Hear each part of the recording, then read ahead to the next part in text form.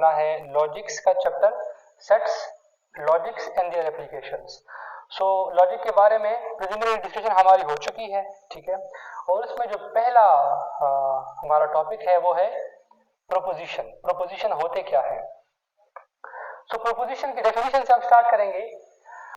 A proposition makes a claim. A proposition is a sentence, is a claim that can either be true or false. जो या तो true हो सकता है या false, but not both. दोनों नहीं, या तो true होगी या false. So basically proposition एक statement होती है, ऐसी statement जिसमें शक की गुंजाइश ना हो, जो एक complete meaningful sentence हो.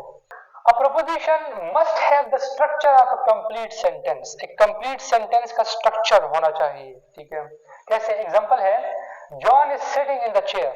It's a complete sentence and it's true.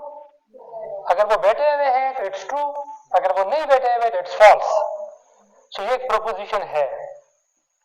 I did not take the pen. मैंने पेन नहीं लिया। It's a sentence. It's a complete sentence. अगर मैंने पेन नहीं लिया तो ट्रू होगी सेंटेंस, अगर पेन लिया होता तो फॉल्स होती। तो प्रोपोजिशन ट्रू या फॉल्स हो सकती है, उसमें अभाम नहीं हो सकता। नाउ किन स्टेटमेंट्स को हम प्रोपोजिशन नहीं कह सकते, उसके एग्जांपल्स हैं। Are you going to market? क्या आप मार्केट जा रहे हैं? तो इट्स अ क्वेश्चन। अच्छा, मैं कहूं कि मैं इससे पूछूं are you going to the market, तो क्या आप लोग जज कर सकते हैं कि स्टेटमेंट है ये ट्रू है फॉल्स है? नहीं, इसके बारे में ये नहीं कहा जा सकता कि whether it is true or it is false. तो ये प्रोपोजिशन नहीं है। नेक्स्ट एग्जांपल है 3 miles साउथ ऑफ हियर। क्या आप लोग इस सेंटेंस को ट्रू या फॉल्स कह सकते हैं? यहां पे आप कह सकते थे अगर तो वो बैठा हुआ जॉन तो ट्रू, नहीं है तो फॉल्स, दो पॉसिबिलिटी है। बट इसके बारे में आप लोग ये वाला तासुर, ये वाली राय, ओपिनियन कायम नहीं कर सकते। इट मींस ये दो सेंटेंसेस जो है ये प्रोपोजिशंस नहीं है, इस तरह के और भी हो सकते हैं। सो प्रोपोजिशन बेसिकली क्लेम होता है, एक सेंटेंस होता है, कंप्लीट सेंटेंस, जो या तो ट्रू होगा या क्या होगा, false. Clear? Yes. In general, propositions are denoted by English letters P, Q, R, etc. Small English alphabets हैं P, Q, R, इनसे हम proposition को denote करते हैं। Next definition है negation. Negation की definition है the negation of a proposition P is another proposition. So if we have a proposition, तो जो उसका negation लेंगे, it will be another proposition. वो भी एक proposition ही होगी। That makes the opposite of the claim. और उस प्रोपोजिशन में जो क्लेम होगा, तो निगेशन से जो क्लेम बनेगा वो उसका क्या होगा, ऑपोजिट होगा। For example, the negations of the propositions 1 and 2 are given below. यहां पे दो प्रोपोजिशन गिवन है। John is sitting in the chair. John chair पे बैठा हुआ है, इसका ऑपोजिट क्या होगा, John is not sitting in the chair. So it's again a proposition, but meaning में उसका क्या है, ऑपोजिट है। I did not take the pen. I took the pen. उसका ऑपोजिट क्या होगा, I took the pen. So इन दोनों propositions की जो negation है, John is not sitting in the chair. For the second one, I took the pen. ये क्या है, ये again proposition ही है, but meaning में previous one के क्या है, opposite है, opposite in meaning है। तो इसलिए ये negation कहलाएंगे इन दोनों के, और ये निगेशन कहलाएंगे इन दोनों के। ये दोनों एक दूसरे के क्या है, निगेशन है। इमेजिन करें, if I tell you, if I ask, इसका दोबारा से निगेशन ले लें तो क्या होगा, John is sitting in the chair. तो प्रोपोजिशन का अगर डबल निगेशन लेते हैं दोबारा ओरिजिनल प्रोपोजिशन बन जाता है। क्लियर?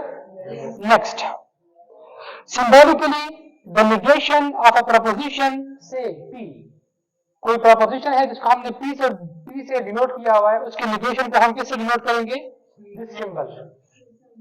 इस सिंबल को बेसिकली टिल्डा से याद किया जाता है, टिल्डा, लेकिन ये हम निगेशन के लिए क्या करेंगे, यूज करेंगे, ठीक है। So negation of P is a not P, पढ़ते हैं इसको हम यू है, इसको हम रीड यू करते हैं, नॉट पी। नेक्स्ट हम डिस्कस करेंगे लॉजिकल कनेक्टर्स। जो टॉपिक है बुक में डिस्कस हुआ है logical connectors.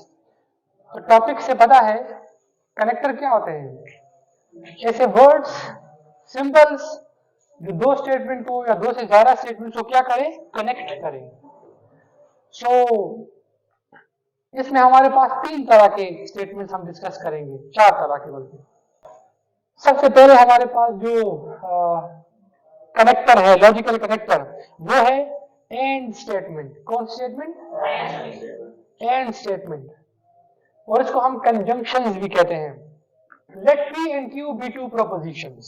Then P and Q is another proposition. तो कंजंक्शन से बेसिकली एक और प्रोपोजिशन बनता है कॉल्ड कंजंक्शन। इसको हम क्या कहेंगे, कंजंक्शन कहेंगे। Let P and Q be two propositions, then P and Q is another proposition called conjunction. The statement P and Q is true if and only if both P and Q are true. और जो conjunction वाली statement होगी, जो and statement होगी, वो true तब होगी जब P भी ट्रू हो और Q भी ट्रू हो। एग्जांपल, स्टेटमेंट P है the test is hard, statement Q है I got an A. So if we combine these two statements by and, then we get the conjunction P and Q, इसको symbolically हम इस symbol से denote करते हैं, would be P and Q, the test was hard and I got an A. The conjunction is the test was hard and I got an A. So हमने दोनों statement को and से क्या किया, connect किया। Now ये statement true कब होगी, the test was hard अगर ये स्टेटमेंट ट्रू हो and I got an A और A भी आ जाए, तो फिर ये ओवरऑल स्टेटमेंट क्या होगी, ट्रू होगी। सपोज टेस्ट हार्ड ना हो, द टेस्ट इजी हो जाए और फिर भी ए आ जाए, तो क्या वो पूरी जो ये वाली स्टेटमेंट है ट्रू हो जाएगी, नो। सपोज टेस्ट हार्ड हो लेकिन ए ना आए, तो क्या ये ओवरऑल स्टेटमेंट ट्रू हो जाएगी, नो। ये ओवरऑल स्टेटमेंट कब ट्रू होगी कि टेस्ट हार्ड हो और क्या ग्रेड आए, ए आए, तो ये स्टेटमेंट कंबाइंड स्टेटमेंट क्या होगी, ट्रू होगी। सो अब हम क्या करेंगे, हमने एंड ऑपरेशन के लिए एक जनरल टेबल बनाया। This is the truth table for the conjunction operation for the end operation. So and operation में हमारे पास एक स्टेटमेंट P होती है, एक Q, ठीक है। These are the possibilities.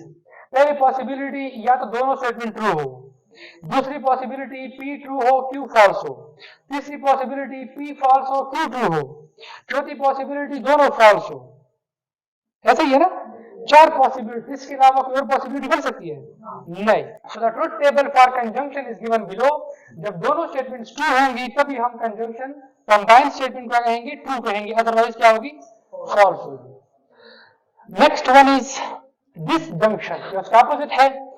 Late P and Q be two propositions, then P or Q denoted as P or Q। इसको read हमें से पढ़ेंगे, इसे रीड करेंगे, ठीक है।